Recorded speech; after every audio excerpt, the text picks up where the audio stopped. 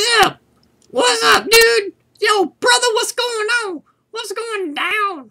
You ready for some zine reviews? Or what? Let's do this thing. Wouldn't that be great if I did the whole zine review? What's up, dude? You ready for some zine reviews or what? This is a little finger puppet my friend Sarah made. It's a little bunny with a dollar sign. Look, we're best friends. What's up? Here's some zine review. I got 3 zines to review today. Zine number 1. Stoked on Spokes. In case you couldn't guess from the cover or the cool illustration back cover, it's a whole zine about cycling, about bicycling. If you like bicycling, you'll like this zine. It comes out of Canada. Tips on how to fix a flat, a story about my first bike with awesome layout and typewriter-looking font, and the negative black with white text look, which kids love that. It's got a story about some guy that got in a bike wreck and his teeth got smashed out. Immediately after that, a few safe biking tips, always a good thing. It's got a DIY punk rock guide to touring, which is I live in Chicago and I've always wanted to bike to Milwaukee, and I think maybe this summer I'll do it. Because according to this, anyone dressed like anything on any sort of bike can get up and ride it to another town. So hey, maybe I should do that. It's got tips on how to start your own critical mass, which is very cool. It's got an article about how the military at one point thought maybe it would be a good idea to use bikes in the military because it was the new technology of the day. It was better in many ways than horses, although when you don't have paved roads, it's worse in many ways than horses. And the idea of people fighting and shooting guns from their bikes seems a bit strange. Although in the city of Chicago, we do get bike shootings, the little gangbangers. So I guess it does happen. But I don't know. Bikes seem like a wonderful, beautiful thing that should not be incorporated with violence. Anyway, a cool zine. If you like bikes, you'll like this zine. Zine number 2, up for review. Slippery Shanty. I bought this at Quimby's. I saw it and I didn't even open it up. I saw this cover with this beautiful paper. See the sparkle? A little bit of sparkle to it, a cool print. And then this is, at first I thought it was screen print, but probably more likely it's some sort of block print. Maybe a screen print, or like a linoleum print or something. But look, it's this beautiful pink, and it's all smudgy. You flip it over on the back, there's fingerprints on the side, all smudgy, paint getting everywhere. That's beautiful. That's why I buy zines and not blogs. I don't buy I don't go to Quimby's to get a blog.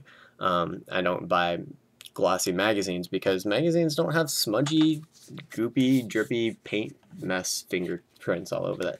I fucking love that. Alright, so this zine is all about Ypsilanti, Michigan, or Ypsilanti, Michigan, depending on who you ask. A place I first heard about from Davey of Found Magazine. He often talks of Ypsilanti. Lots of different contributors, lots of different page layouts, lots of different looks, different stories and historical references to the town of Ypsilanti. Some cool pictures. Overall, sort of a here or there zine. The beautiful cover makes it worth it for me to keep. But also I will say this, my very favorite story, the very last story, it's all about this girl who lives in sort of like a rough neighborhood. There's all these drug dealers and gangbangers outside, probably people doing bike buy after reading this, and oh yeah, doing some bike buy shootings and stuff. Rough neighborhood. She calls the cops. They say, hey, can we put an undercover cop in your house to spy on the drug activity? And she agrees to it. So her and her boyfriend, every now and then, they get a phone call. This is over the course of a couple weeks or a month or something. You know, this cop would call and ask if it was okay if he came over. He would be dressed as a homeless person. He would come into their house, and then he would like lay down with the lights off and like spy out their front window you know, down below on the street activity, and then he would like call his undercover buddies, and they would roll around the corner and bust him. A really interesting, intriguing story to read. Personally, I would never want a cop in my house, and not even because I really do anything illegal. I just am private like that. You know, I don't like a lot of people coming to my house, let alone law enforcement. But it was very interesting to read, and the girl was, you know, happy with the situation. Like they busted all these drug dealers and made the neighborhood a little bit safer. So that's cool. A good story. Something I've never done. That's why I read zines, is to learn about things I have never done. Last zine, Gullible number 29. All right, take a look at this picture. All right, now let me read the description of it. On the cover is a drawing I did called Tupac's Ghost Peeing on Dale Earnhardt's Grave. Fuck you, redneck. I've read a few issues of Gullible. This is the most recent one, number 29. He used to live in Boston, and apparently he just moved to Chicago. It's a great zine. I read it straight through one sitting yesterday. Simple, just words. Flat out good story writing. I read this and I think I should write a zine like that. It's to the point, it's interesting, lots of details. Details are what make zines and storytelling awesome, if you ask me. A lot of times I talk too much in real life and also in my zines. He has short sentences, he gets to the point, and then he tells you weird, random details that you don't expect. There's a lot of really funny things in here. There's stories about his family, about when he was, you know, most of the zine takes place when he was like 14, 15 years old. Skateboarder kid, not so good at talking to girls, not sure about what his family's going to do because they're thinking about moving to Virginia.